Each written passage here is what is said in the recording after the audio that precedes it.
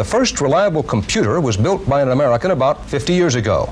Since then, computers have multiplied like fury, and they've also become far more reliable, and more Americans rely on them. Barry Peterson has some of the story in San Francisco. Stephen Jobs is a 27-year-old multimillionaire whose large fortune is built on something little, the personal computer. It is becoming so commonplace that many of us are becoming dependent on it. How many calculators do you own?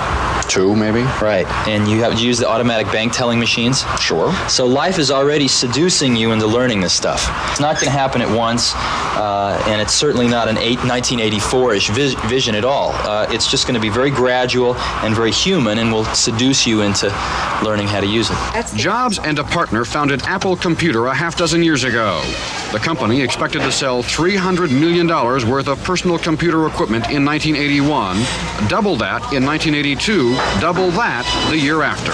Industry experts say we're no longer on the verge of the personal computer revolution. We're right in the midst of it, thank you, and it's gathering steam with more and more people jumping aboard every day. Random access memory is internal memory that's built inside of this computer.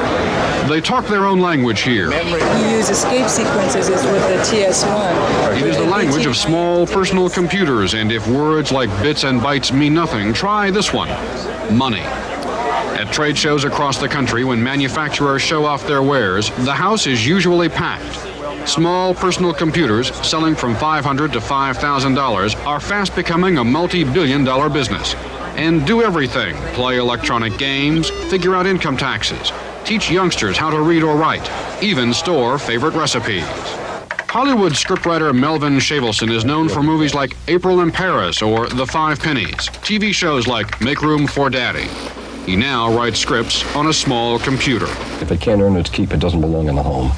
I use it in my work every day. In more and more schools, small computers are taking over the job of teaching reading or math or foreign languages. A generation of children is becoming comfortable with computers. The idea of the small computer has become so big that the giant of computer companies, IBM, is busy marketing its new small computer.